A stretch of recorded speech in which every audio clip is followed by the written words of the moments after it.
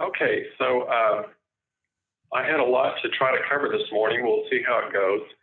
The other thing is that I am at Gyobutsuji this time, and we have rain forecast, and I'm on this satellite internet, so I'm just keeping my fingers crossed that I'll be able to keep the connection. So if I suddenly disappear, you'll know what happened. I guess we can just do the Zen, and that will be the best expression of the Heart Sutra we could do, actually, anyway. Anyway, just to review a tiny bit from last week, we just really talked about the title of the sutra. And of course, we said that we can kind of boil it down to Maha, the ultimate reality, Prajna, the wisdom that is a manifestation of this reality, Paramita, a manifestation in practice. Paramita is practice, and Hridaya, or heart, compassion. So my interpretation would be the ultimate reality manifests as the wisdom that is the practice of compassion. So we can start looking at the body of the text now. Of course, the first line, the very famous line goes, Avalokiteshvara Bodhisattva, when deeply practicing Prajñāpāramitāhṛdaya, clearly saw that all five aggregates or skandhas are empty and thus relieved all suffering. So it's really an unusual way for a sutra to begin, because usually, in a sutra, we have the words of Ananda, thus I have heard, and he goes through and starts reciting, supposedly what he heard the Buddha actually say. This is the tradition. Of course, Ananda, was the attendant of the Buddha for like 25 years and had this superhuman memory, and was supposed to have remembered all of the teachings of the Buddha and recited them again at the first council, and that's where the early canon comes from. But part of the difficulty of understanding the Heart Sutra, I think, is that we don't have this, and in the shorter version, and we don't understand exactly who's talking and why or what's happening. But there is a longer version of the sutra that actually explains this and talks about it. So, the scholars say that this was a later edition and that somehow it's not valid, or not as valid because it was supposedly added later. But we don't know that for sure.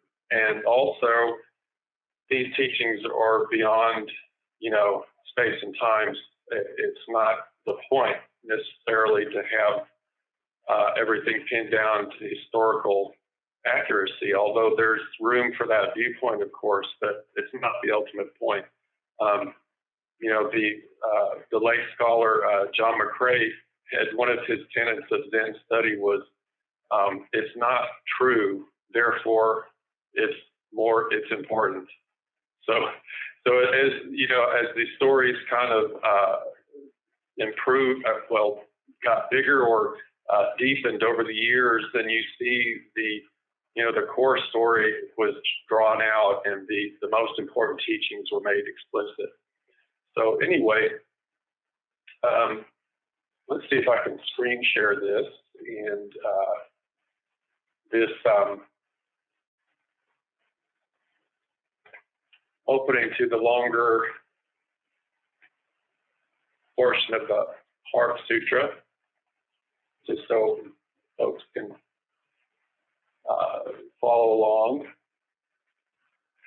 Okay, so it goes this way. Thus have I heard.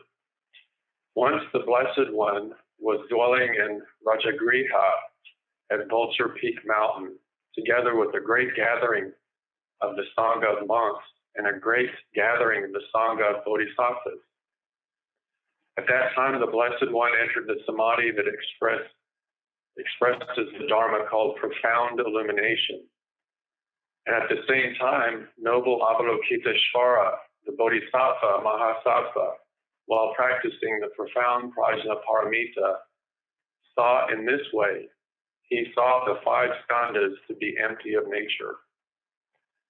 Then, through the power of the Buddha, Venerable Shariputra said to the noble Avalokiteshvara, the Bodhisattva Mahasattva, how should a son or daughter of noble family train who wishes to practice the profound Prajñāpāramita? Addressed in this way, noble Avalokiteshvara, the Bodhisattva Mahasattva, said to Venerable Shariputra, O Shariputra, a son or daughter of noble family who wishes to practice the profound Prajñāpāramita should see in this way. And then it goes on to express the rest of the sutra as we normally read it. So this is a very important part, I think, because the Buddha comes onto the scene,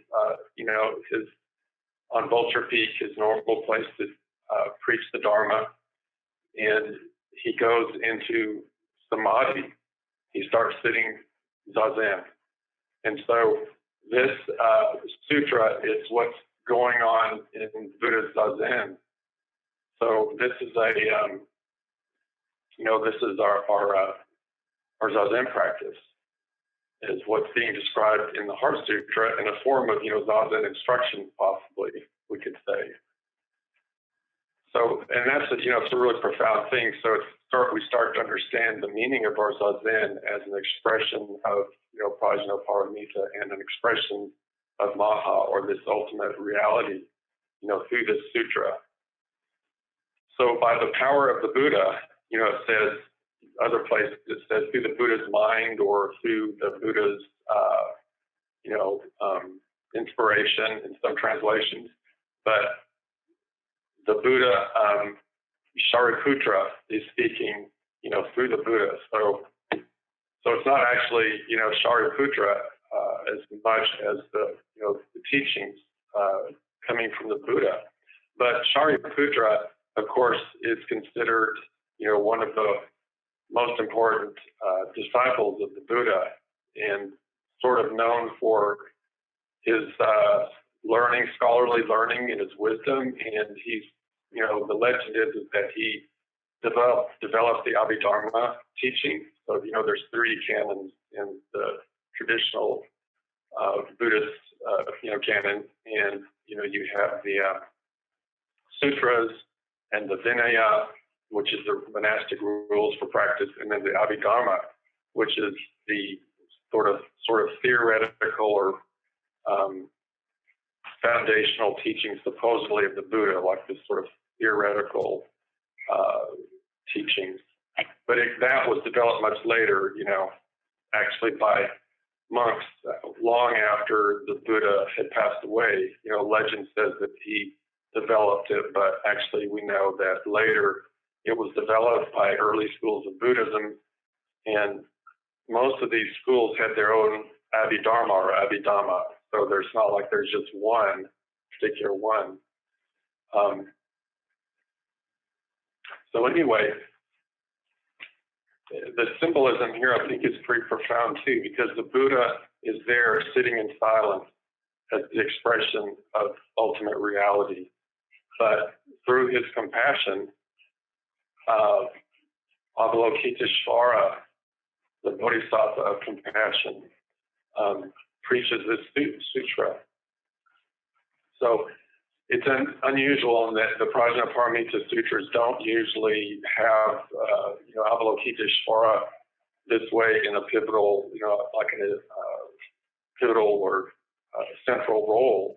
But I think it's appropriate for this, as we call it, the heart of the teachings, that Avalokiteshvara, the Bodhisattva of compassion, is teaching this.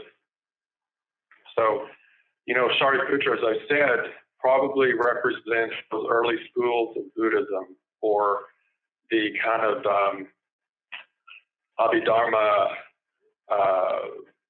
scholastic, really technical approach to the Dharma, which at the time of the, Mahāprajñāpāramitāhṛdaya Sūtra started coming out, there was this really involved theoretical schools that sort of clung to these teachings of the Buddha and talked about them to each other in a way that nobody else could understand except for another monk who was trained in their tradition.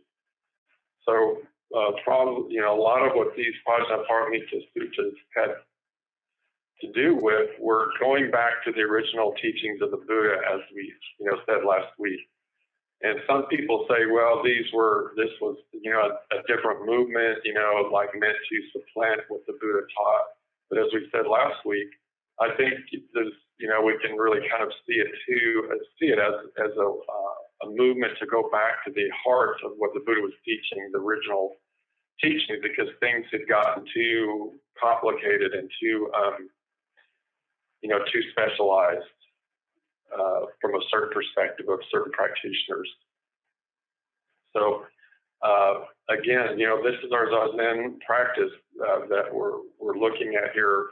Avalokiteshvara is the voice of compassion, expressing the profound Dharma through Buddha's Zazen. So let's take a look at Avalokiteshvara a little bit, and it's actually more than a little bit, and talk about who he is, what he or she is. Of course, Bodhisattva is a very important idea or teaching in the Zen tradition and in Mahayana Buddhism. So before the Mahayana movement, the Bodhisattva was only applied to the Buddha before his enlightenment in past lives. He was a Bodhisattva. But in Mahayana Buddhism, any being, on a broader sense, of course, any being who is living by vow or living by the Bodhisattva vow is the Bodhisattva. But we have these great Bodhisattvas like Avalokiteshvara.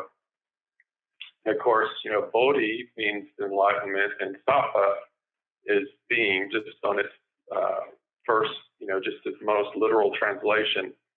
But Sattva, from what I understand, can also mean something like a warrior, and something. So we could also talk about the Bodhisattva as like the warrior of enlightenment, or like the champion, of enlightenment. And I think, Avalokiteshvara can be seen in this way, but also I think this has something to say about our practice, because we really, in our Zazen, we really connect with a kind of fearlessness.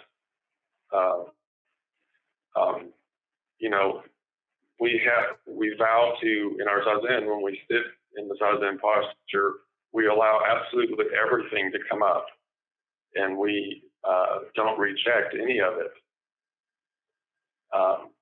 We let it come up, and whatever, it stays for a while, and then it dissipates, as all things do. So the receiving or the rising is the kind of fearlessness, and I think the letting go, if we want to look at it in this way, is a expression of faith. So we have fearlessness and faith in our Zazen. And this is a really important part of our practice off of the cushion too, of course. It's a really basic thing, a lot of times I know when I came to Zen practice, I thought, when I first came especially, I thought, well, I need to get good at this, I need to learn these forms, I need to develop into, like a better Zen person, some kind of a Zen badass or something, I guess. And there's some way that I'll have to say, I don't know what others did, that I try to, create this image in my mind of what I was. So when we do that, it's a kind of hiding, actually. So when we try to make ourselves look good or like something we aren't to ourselves or other people, we're kind of wearing this mask, and it's out of fear, and we're protecting this little thing we call the self. So these Prajñāpāramitāhṛdaya Sutras show us, as the Buddha did too, actually the early Buddhist teachings, that a person is a phenomena. It's not we're not like judged as ultimately good or bad. All of that judgment is a relative thing that is changing all the time according to culture and karma of the person and so forth. There's no ultimate, essence of good or bad to a person or anything on one level. So we don't, it's telling us we don't have to defend our fearlessness. We don't have to defend this tiny self from being judged by others or ourselves as ultimately good or bad. That's a bodhisattva, I think. And the fearlessness is also to admit our mistakes to ourselves and to others in order to offer that as a teaching for us all to awaken. It's not about hiding out and trying to, seem like we're something that we're not. So, I like to talk about this too. I gave a talk about it in terms of the racism of white people in specifically, and there's a really good book by Robin DiAngelo called White Fragility, and it talks about how the dominant culture of white folks have a really hard time talking about race, especially white progressive people, because we get so concerned about defending ourselves against being seen as racist by ourselves or others that we don't actually face the issues of racism that are in our culture and in our own body and mind, because we're a product of this culture. And it's not some deep-seated defect in our personality. It's something that is expressed through causes and conditions that we cannot face unless we accept it and explore it and practice with it. So this is the kind of thing of the fearlessness, I think, of the Bodhisattva.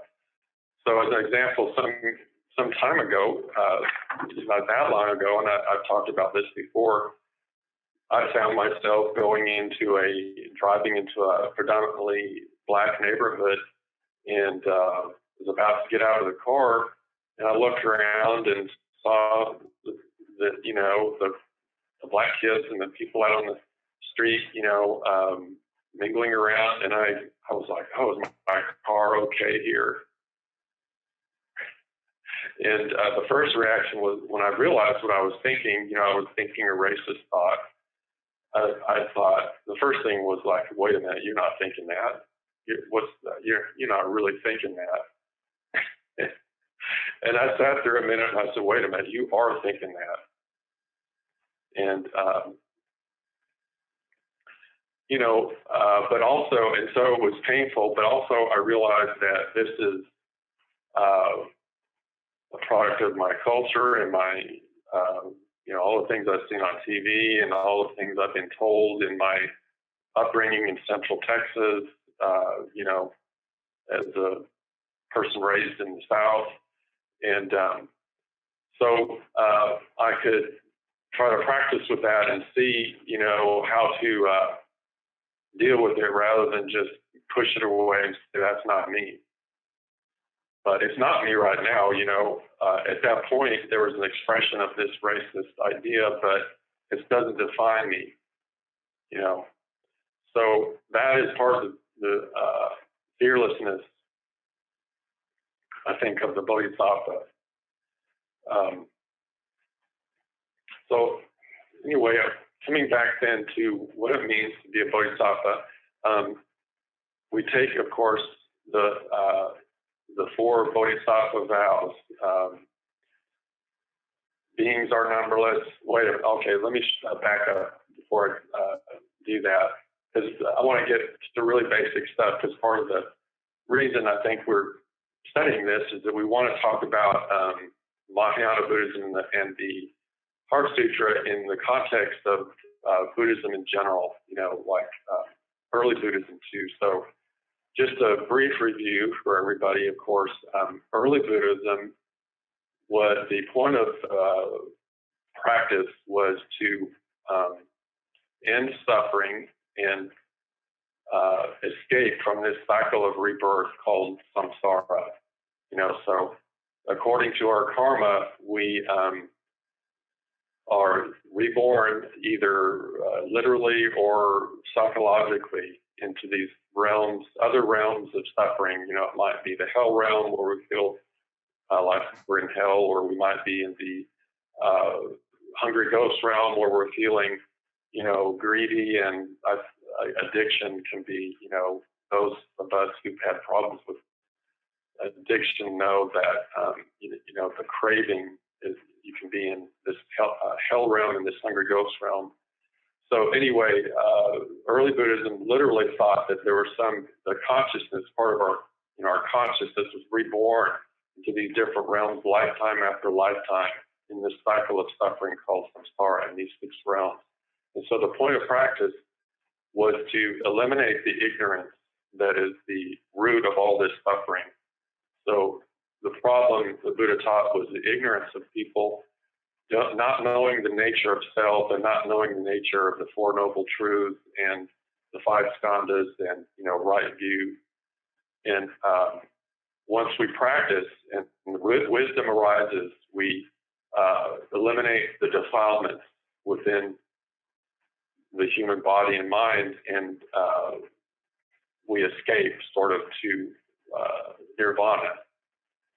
So this is something within the mind. It's not a literal place, of course, but there's some kind of change that happens in the individual that allows them to escape from this cycle of suffering. So, there's this shore of suffering where we're transmigration, greed, hate, and delusion. We use practice as a boat or a raft to cross the river to the other shore of nirvana, which is the end of suffering. And, we don't know what it is because we're on.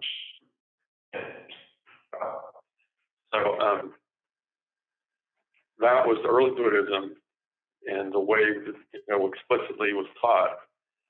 And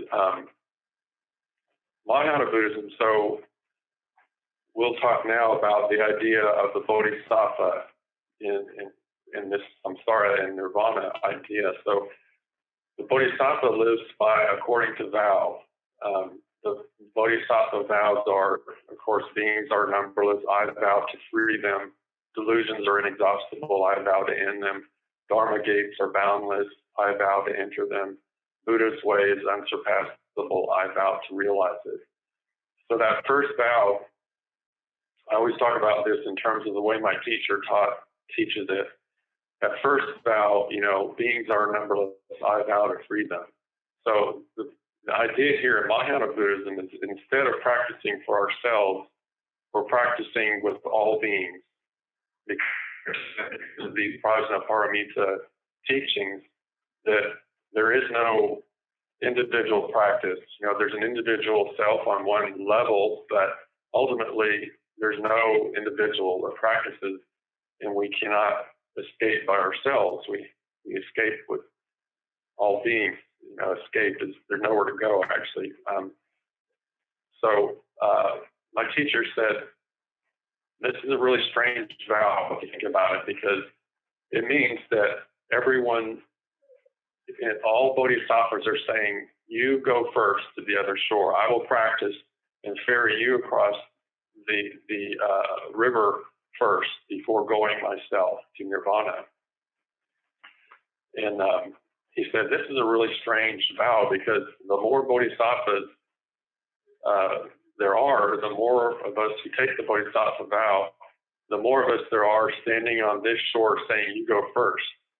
And until, ultimately it'll be everybody just saying, no, you go first, and nobody goes to nirvana. And he says that this is nirvana, that this is the point. because, Mahayana teaching is that samsara and nirvana are one. They're actually, it's just something within our mind or in this separation. Nirvana is in our mind or attitude or in our lack of understanding or practice. So everyone together saying, you go first, is nirvana. So so that's the, Bodhisattva approach to nirvana. And classically, in Mahayana teachings, there's three kinds of nirvana. So there's the nirvana with remainder, which was the Buddha's nirvana that he attained during his lifetime. So there was some remainder because he had his five skandhas still, his body and mind were still intact. So he had some kind of suffering. He had to eat and he got hungry. And, so there was still some remainder of the five skandhas. But the nirvana without remainder was when he passed away. And then the five skandhas were, dissipated and there was complete relief. But in Mahayana Buddhism, there became a third kind of nirvana, which is the nirvana of no dwelling. So no abiding. And that's the nirvana of the Bodhisattva. So that means the Bodhisattva, out of compassion, doesn't stay in nirvana, and out of wisdom doesn't stay in samsara. So what does that mean?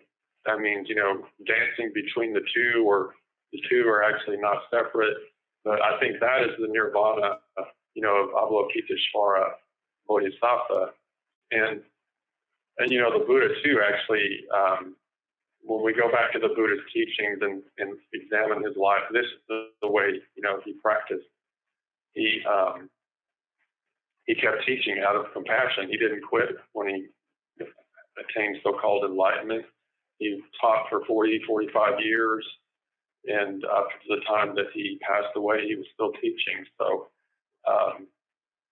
he kept sittings of Zen. He kept preaching about the Eightfold Path up to the end. He didn't stop just because he was a Buddha, So anyway, this is a meeting of Bodhisattva in Mahayana Buddhism. I think to me, the most important meaning of it. So when we look at Avalokiteshvara, we don't have to look at him or her as something lesser, because this is the kind of way that we think about a Bodhisattva sometimes.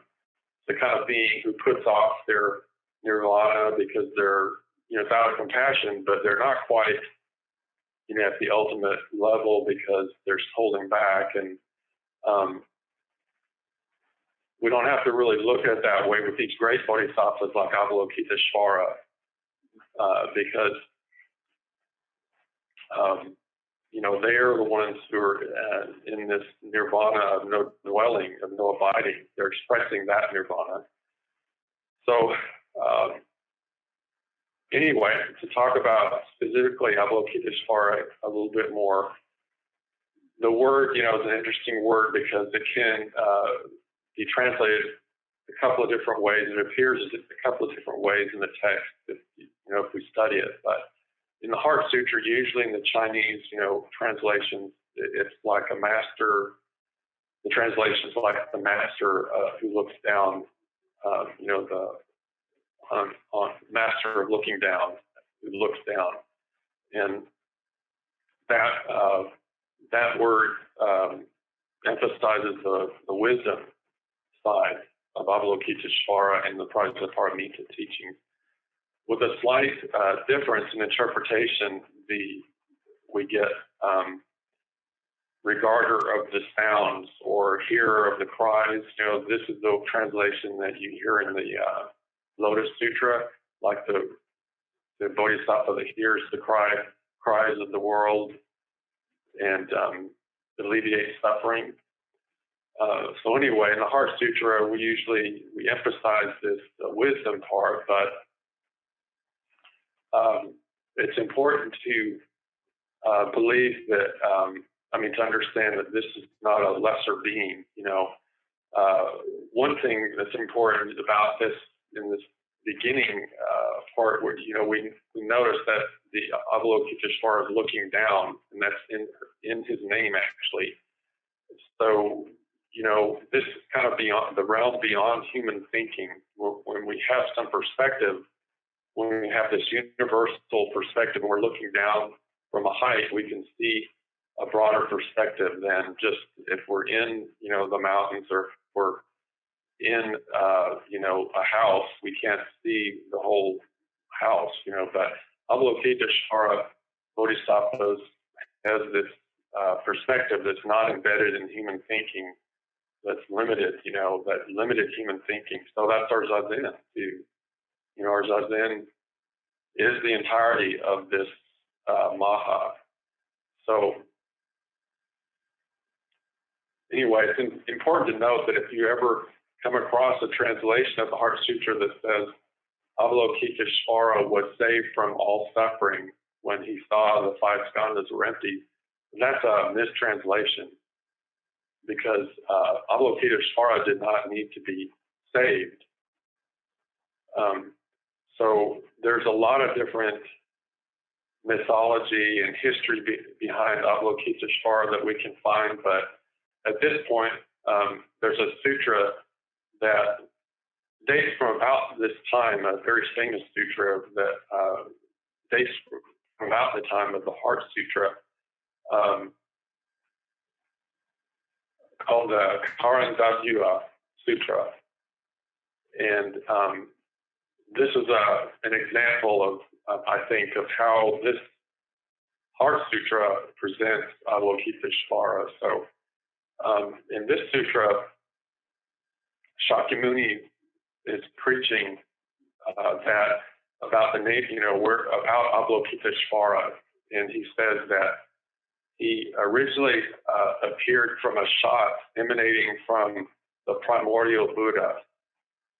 So this might have been, I don't think the sutra says, but if you know anything about esoteric Buddhism, like Vairochana Buddha, it's kind of the elemental, it's the ultimate Buddha, like he represents unity, or the ultimate Maha.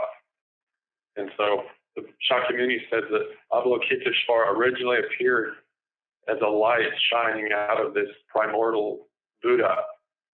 And this primordial Buddha was engaged in deep samadhi.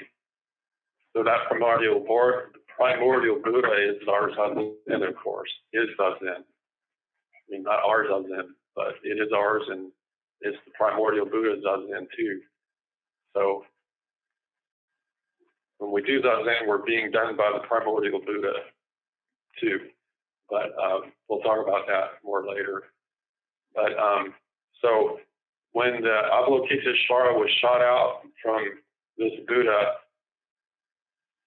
from his brow sprung Shiva and all of these other like Hindu deities that Buddhism, incorporated too. So from his mouth, all of these Aruna, the goddess of knowledge and music, art, speech, and so forth. So from his stomach, from other parts of his body, the sun and wind, the earth, the moon and the earth appeared. So basically what it's saying is that this Avalokiteshvara is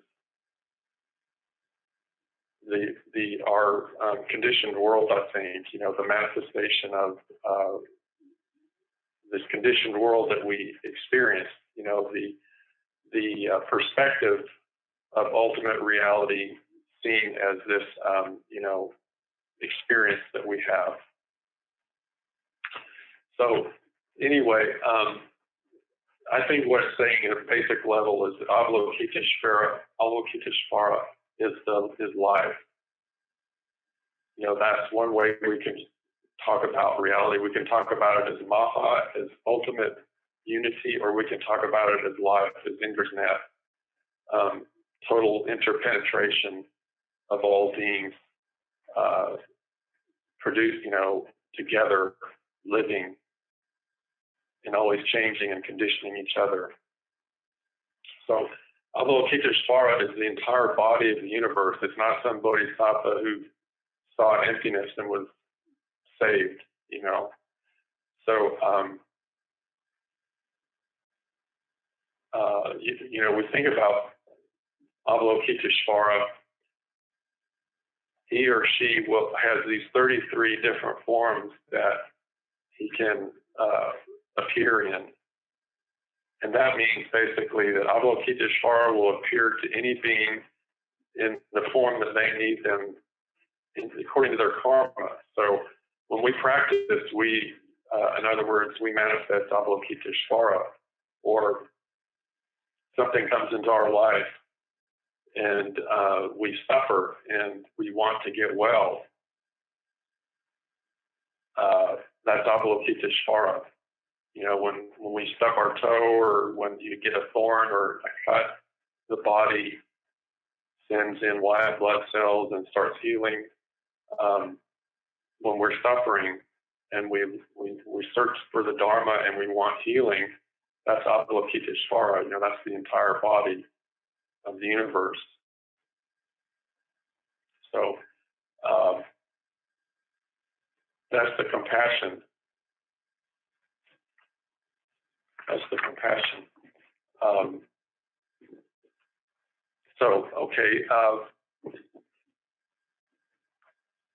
We'll go on to the next part of this first line. It says,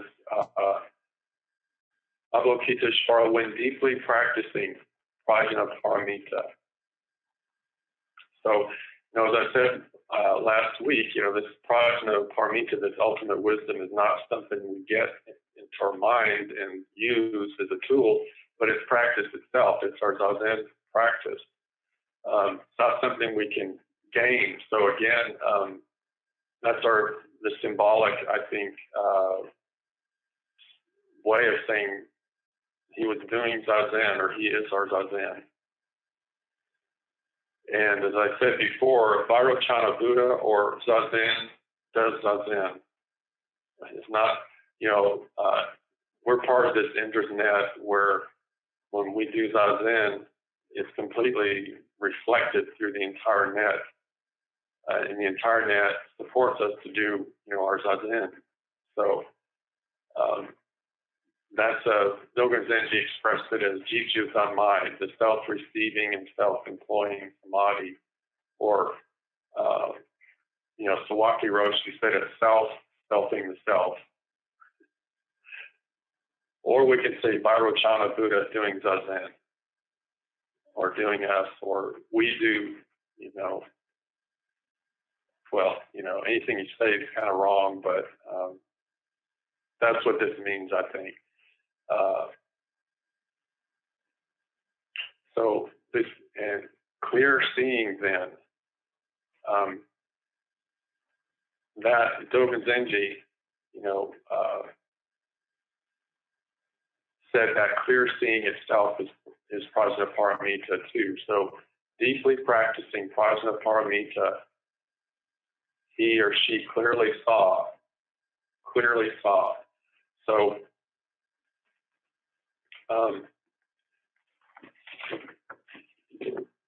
you screen share again. This clearly seeing is Prajñāpāramitāhṛdaya too.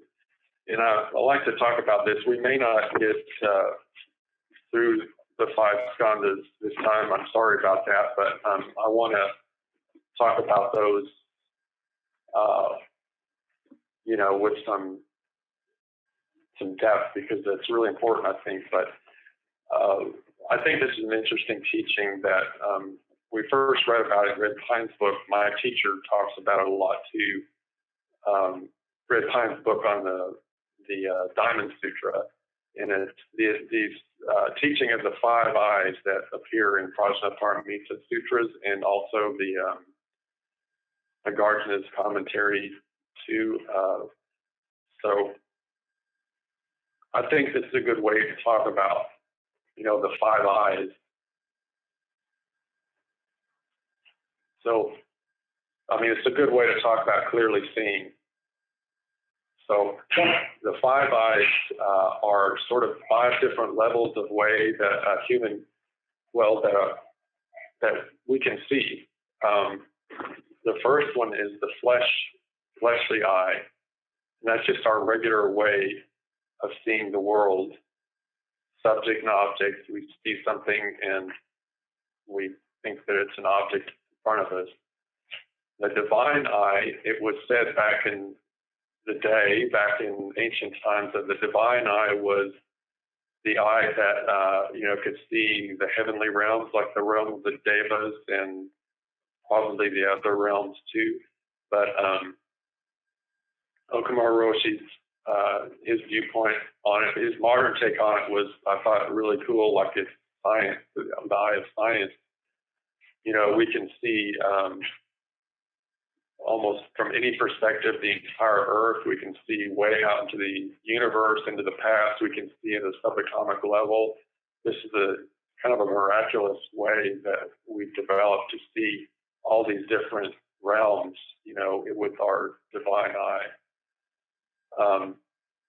The wisdom eye is the eye that sees unity, the eye of Prajñāpāramitāhṛdaya from a certain perspective. Like my teacher also used to say, we can see this reality with from either the perspective, the same perspective that we can see like a hand. You can see a hand as either a collection of five fingers or a hand, and both are correct. So this wisdom eye sees reality as the hand.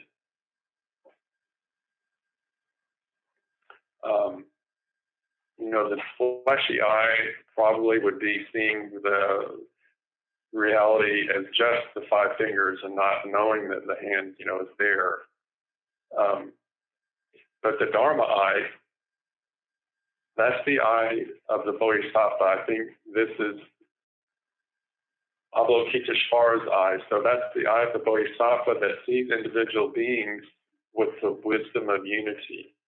And, that's Shobo in Japanese. That's a part of the Dogen's great work, Shobo Genzo, but this appears in the Lotus Sutra, too, this Shobo Nehan, Mujo Nehan, I think.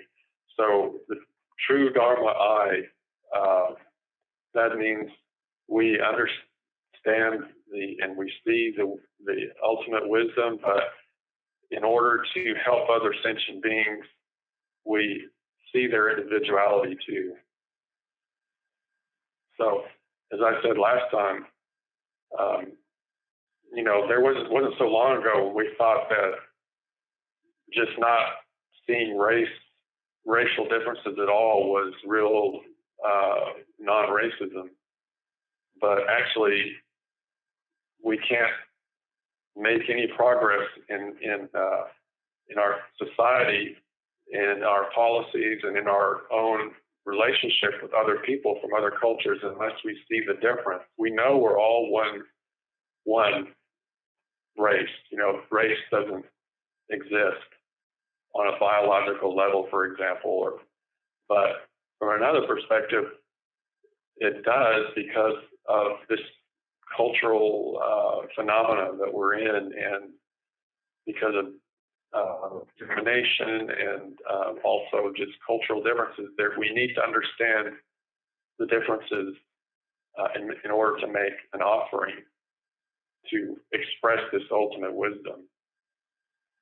We don't express ultimate wisdom by just saying everything's the same, and so treat everything the same. And so this Buddha eye, we don't really know. This is I think this, we could say the Buddha eye sees the universal and individual perspectives simultaneously. but who knows what that means. So there's not really much for me to say about that one. Okay, 4 minutes. So that, I think, is a clear seeing of the Bodhisattva. Clearly sees that all 5 skandhas are empty. So it doesn't mean that nothing exists. Seeing emptiness doesn't mean that nothing exists.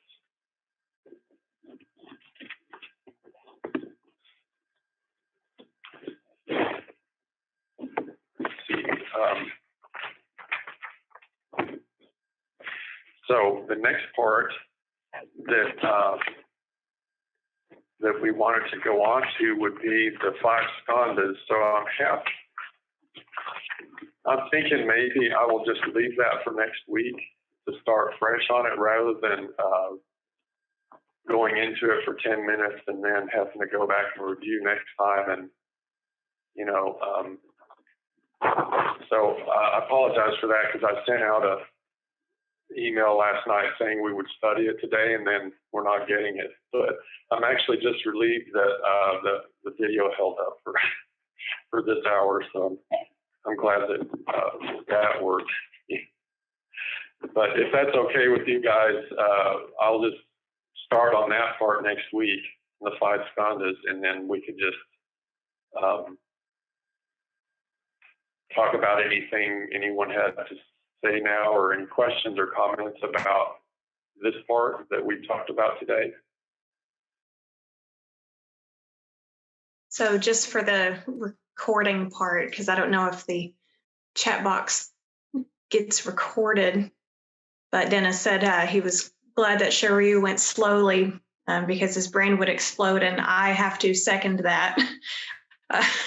That if we had done any more, that would have been way too much for my brain to take in one day.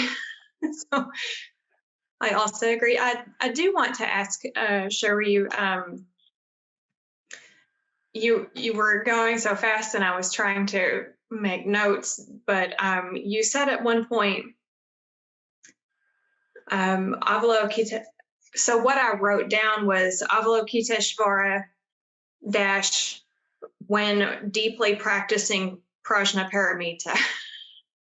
So I think you were, can you go back a little bit and say, because you had just said, you were just giving the example of when you get a cut, your body sends white blood cells, and that's a form of compassion. And then you said something about Avalokiteshvara is the practicing of Prajnaparamita. Could you just go back a little bit and explain what I was trying to write down? If that makes any sense at all. Yeah. Yeah, that's a lot. I mean, I know that part is a lot. One thing you can do on that is there's a really good sort of explanation of that in the Living by Vow book, where Okamura Roshi talks about a koan about Avalokiteshvara, the Bodhisattva with 1,000 hands and eyes. And so, I think it's saying the same thing that this sutra said, that, Avalokiteshvara is basically life itself. It's the force of healing. It's the life force, the healing force that brings us to practice. So, in that koan, it says there's, Ungan and Dojo are Ungan and Dogo are asking each other about Avalokiteshvara, and one says, what is it like when the Bodhisattva of compassion uses his hands and eyes? Something like that. So the hands and eyes, represent compassion. So this bodhisattva has, 1,000 arms in order to help beings in all these different thousands of ways, and to see the suffering and the needs of all those beings. So there's an eye on each hand, that sees the suffering and then can do something, about it.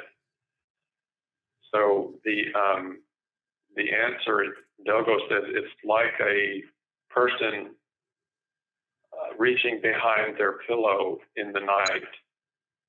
And so he says that the compassion is like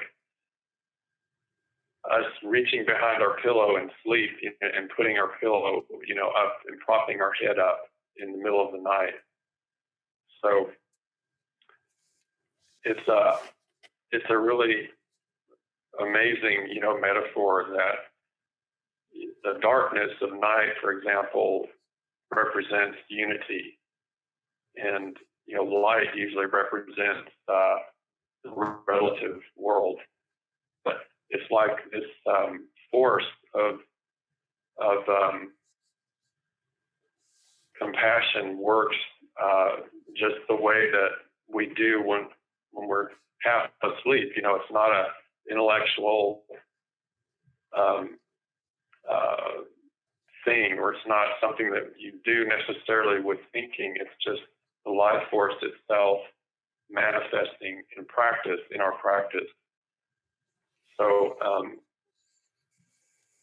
that's what I think, that means, that Avalokiteshvara is a bodhisattva of compassion. And it's like in that koan too, they say, Avalokiteshvara, they refer to him or her as the whole body, like the whole body of the universe responding, with each one of those hands or eyes. So in there it says too, the whole body is covered with hands and eyes, or whole body is hands and eyes. There's two different ways of interpreting it, but I think you could go back and read that section. It's really interesting, and Dogen Zenji used that koan in his chapter of the Shobogenzo called, Kanon, or Avalokiteshvara. And but if you want to study that some more, you could go into that section of that Living by Vow book. And I didn't want to talk about that koan because, I knew that you could access it there, but it's probably a better way of expressing it than I could ever express it.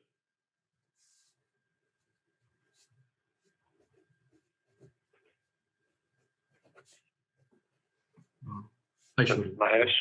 Yeah. So I have a twofold question about bodhisattvas. So first of all, like someone who has seen the reality, right? Someone who has seen the non-separation, is there a way for them not to be a bodhisattva, or like is there a way for them, like because what it says is like even though you realize your true nature, like be a bodhisattva and then work for other human beings, right? That's a bodhisattva vow. I'm just wondering, is there another way, right? Someone who has seen that everything is the whole, like the world in 10 directions is their body, and someone who has realized that emptiness, right? Is there a way for them not to be a bodhisattva? And the second question is like, right now, like let's say while I'm still practicing, I have my greed, hatred, anger, ignorance, and all of these qualities, which prevent me from living the bodhisattva vow truly. I'm limited by these things. This makes it difficult for someone to be to act in truly compassionate way. What is your advice in practicing in this situation where you're not yet seen the reality of things, or not yet feel the non-separation?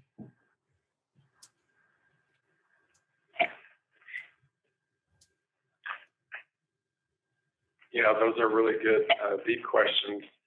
And so I'll just say what I can about them, but I think the first question was like, is there a way that we're not a bodhisattva, or are there other ways that people can manifest this reality even if they're not in the Mahayana tradition, or if they don't call themselves Buddhists necessarily? Am I understanding that question? Yeah, the first question is like, if like someone who is not the Mahayana tradition, right? In general, when the original tradition where it says samsara to nirvana, like someone who is awakened and someone who has seen the reality, can they not be able?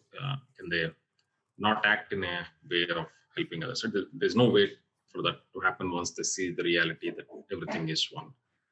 How can that happen? Or like, I'm curious, like what happens in those cases where someone has seen the true nature of things, but then is not acting in the good of everyone. Oh, I see. Okay. Yeah. So that's a really big discussion, I think. But I think we would say, and what I would say is that enlightenment is practice itself. This is basically what Dogen Zenji said, and he really didn't like the idea of that somebody could have an experience or have some certain level of attainment, and then they were finished practicing. And that was anything they did was just okay, or an expression of true reality. So I would just come back to the idea, or the understanding, for example, or the noting that the Buddha continued to practice after he was a Buddha. So he kept practicing Zazen before he spoke. He kept talking about, the Eightfold Path, and he kept following the Eightfold Path up until, the day that he died. So his teaching was not about, well, this is what I would say. The teaching was about expressing this reality rather than possessing it. So nobody possesses it. And what a Buddha does is they express this reality. They don't possess it. So, in Genjo Koan, Shobo Genjo Koan, it says in there, the Buddhas don't necessarily notice that they're Buddhas. So I think that means, anytime that we sit Zazen, for example, we express Buddha. And whether or not we are Buddha is just a conceptual thing, that's part of our delusion. So we give up even the concern of whether we're enlightened or not, So a person who is really, this is what I would say, a person like the Buddha who is really awake, they don't care about making these distinctions of whether they're an awakened person or not. They just care about expressing it. So, we could talk about that a lot, and it's a really fundamental question, in Dogen Zenji's teaching, and talking about the Kensho experience, and then, seeing Buddha nature. And there is a tradition in Zen where that means, you're enlightened, and so you're finished, kind of, I think, But even in that tradition, I believe that the Kensho experience only means that you're just beginning to practice, really. So I think there's a misinterpretation that means you're okay and you're done. But I think it really means you just started out, you're just taking your first steps from that point. And so So yes, I mean, I think we express it. We don't possess enlightenment, and so every moment our practice is to express it. And that's why Dogen Zenji really didn't like these kinds of stages and steps where someone is judged on their attainment. Because for one thing, you know, the Heart Sutra says there is no attainment, you know. All beings attain together. There's no individual being that can on their own be enlightened without the support of all other beings. You know, that's one perspective.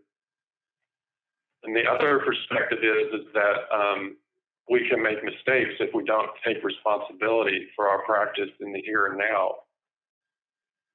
So both of these, you know, perspectives are very important, but it's very important not to confuse them or, you know, apply them in a way that is not informed with wisdom, really, you know, with the true nature of the teachings. So maybe I'll stop on that one, on that question. And now I've actually forgotten your second one. Yeah, the second one. I'm sorry about that. Yes, sorry. Yeah. So the second one is given like this again. This assumes there is a nirvana, right? Like maybe my question assumes that. But let's say given I'm still practicing in the early stage of my practice, and I have this greed, hate, and delusion, or whatever vices, human vices, right? And then with this, how can I live the vow of bodhisattva, or how can I learn to be like act in a compassionate way in the world?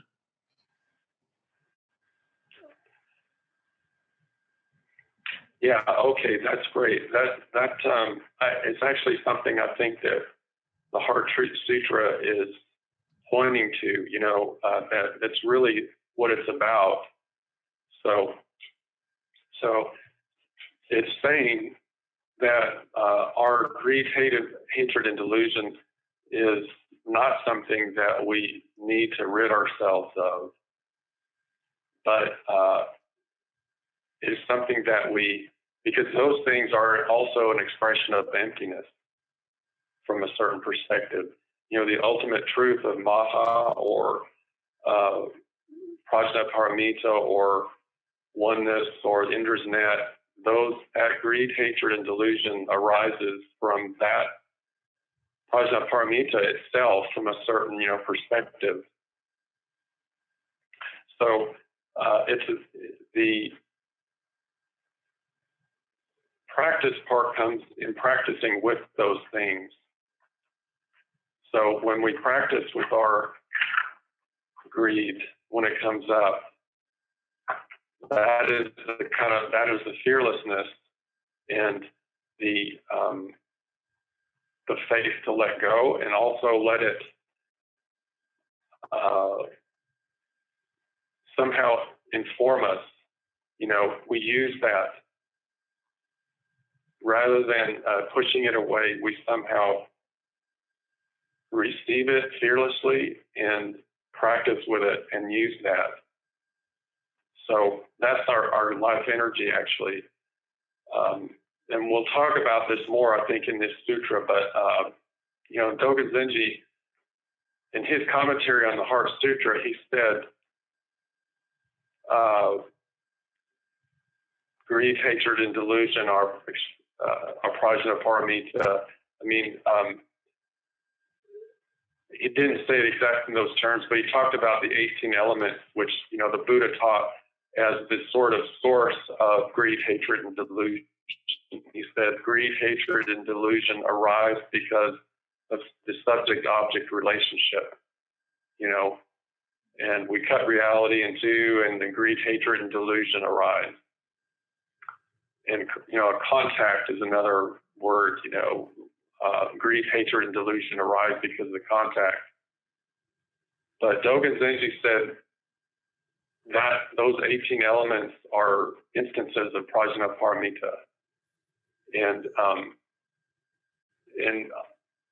I think that's true. You know, we change our relationship with those things. So even in the Buddha's teaching too, he talked about the five skandhas as the clinging skandhas, the upadana skandhas. And he's, you know, one way that he talked about awakening was departing from the five skandhas. But he never said that we killed them, or, you know, they just become five skandhas, and we don't cling to them. And so those things are our life force, actually. And another thing, you know, another way I like to illustrate or talk about it is in the old stories, the ancient stories about the Buddha's enlightenment. And he's sitting under the Bodhi tree right before the time when he, you know, awakened, and all of these demons show up. And Mara, you know, who is the embodiment of delusion and suffering, shows up and tells him, you know, what right do you have to be there? And you know, what right do you have to be the, you know, become a Buddha? And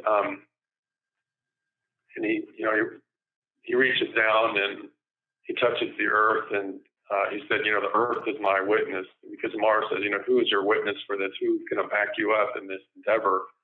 And he touches the earth, and the earth kind of shudders, and, you know, there's a great kind of quake. So to me, it's two things. I mean, that story, one is like an early kind of almost Mahayana teaching, because the earth, you know, he acknowledged that the entire earth was supporting him in that moment. And but the other part was that he didn't kill Mara. Mara just kind of slunk away and was defeated. And Mara keeps showing up, you know, through the Buddha's life over and over again. And the Buddha never, you know, kills him, or but Mara, you know, Mara is shown the reality, and that's part of, because that was Buddha himself. That was part of his self-doubt, you know. So that was something that he had to accept and face and practice with, and it was conquered in a certain way, but not killed. And you know, so that's what we kind of do with our demons. I think we practice with them, and we try to make friends with them. We try to understand them to the extent that we can, but then also, you know, welcome them into our practice and let them inform us and give us, because those things are our life energy. So it's a difference between, you know, our relationship with our karma, because we don't have any other way to practice but these five skandhas. You know, they give us the gift of practice. We couldn't practice if we didn't have a body. We couldn't sit zazen if we didn't have, you know, our consciousness. We couldn't show up for this Zoom meeting because we couldn't know what time it is, or we couldn't ring the bell or turn on a computer without our consciousness, or, you know, without all of these things that are problematic in a certain way if our relationship with them, but in another way they're vital to our life and our practice. So yeah, you know, Menzon, who was a famous Soto priest in medieval, I think he was the 16th, 15th century or something, and he said that we need our greed. We need to be greedy to do good things, and we need our hatred in order to avoid doing evil things, and we need our delusion in order to embrace all beings. in order to have compassion for all beings. It's not a very wise thing, from a certain perspective, to embrace all beings, but we need to do that, in our practice. So I think this sutra, as we study it will become more apparent, that teaching, but that's what I would say about it for now. Thank you. You're welcome. You're welcome.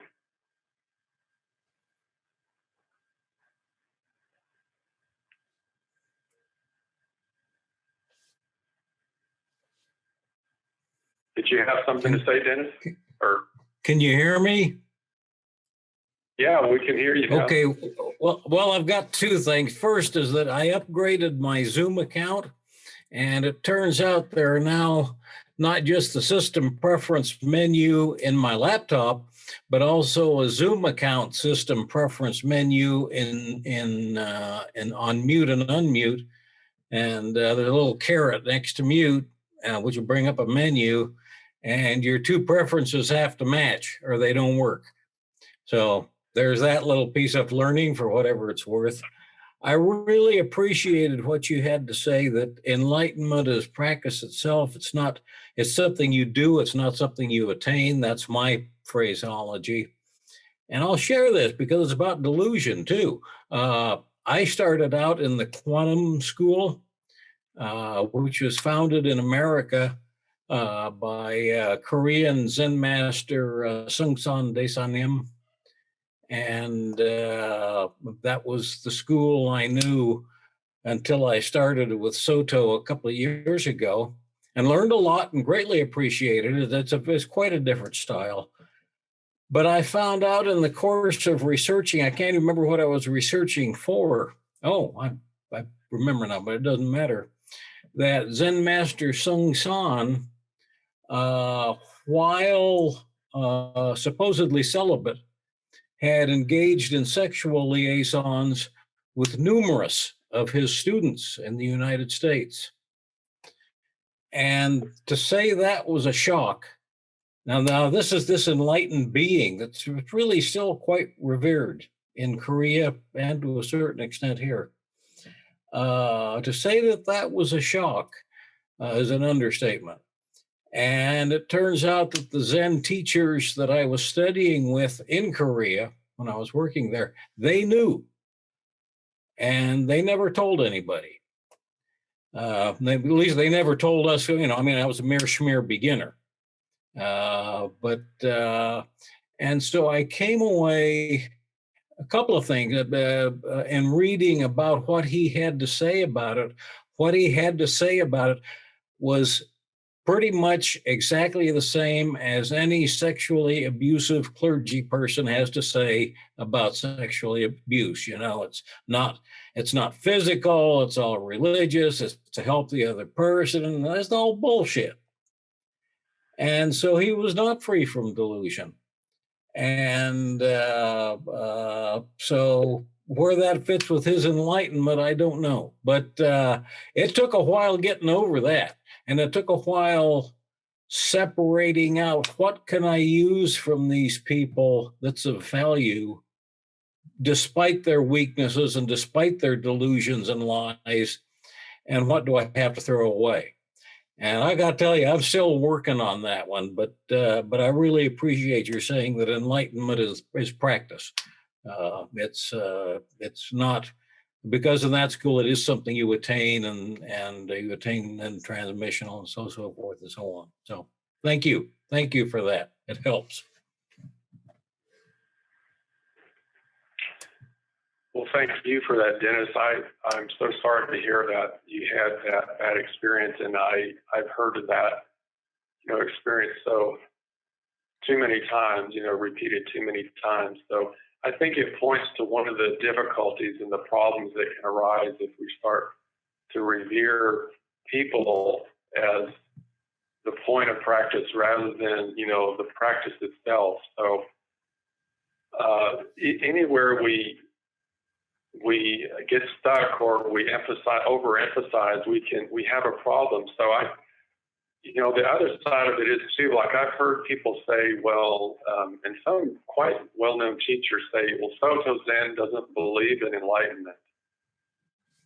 And that's absolutely a profound misunderstanding of the teaching. So, you know, one way we can express it, I think, is that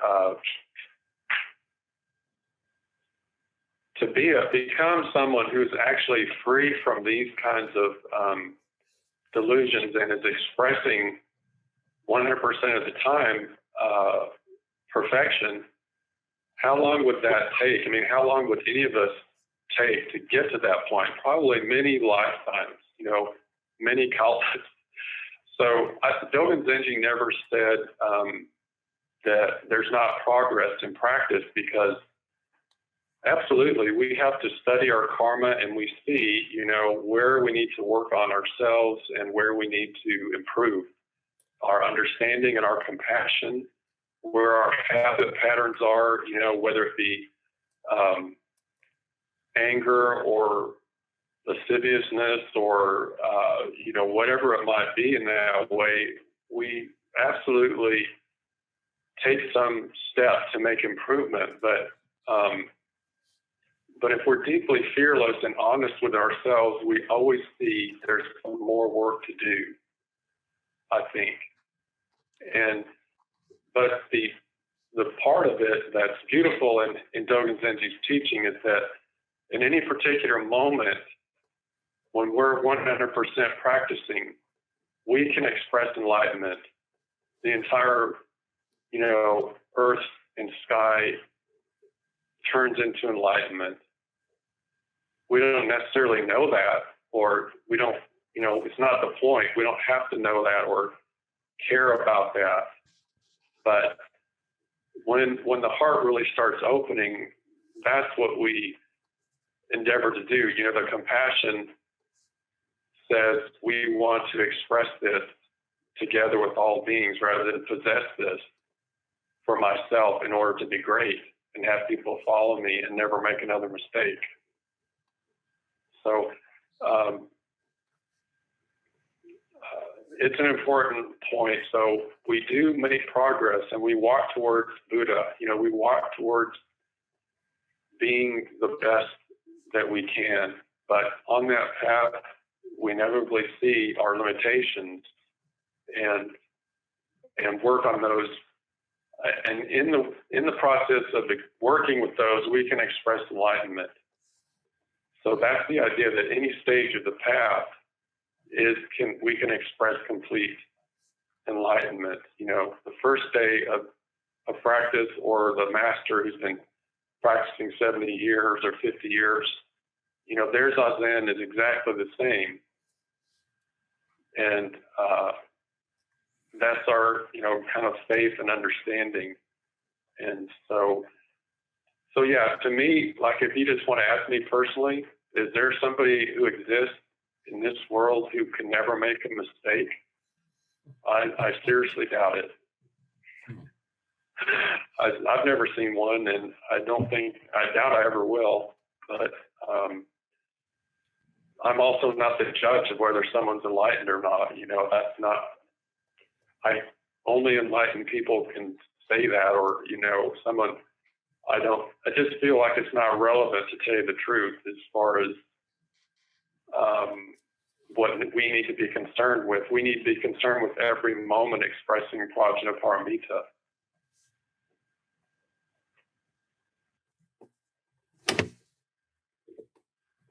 Well, we're getting pretty close to 11:30, and so maybe we can sign off unless anybody else has anything to say, or.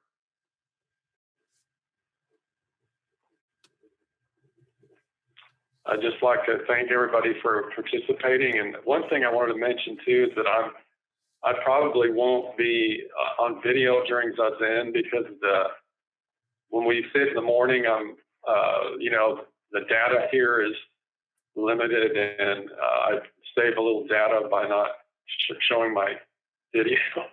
So that's why I'm not on the video when we do Zazen.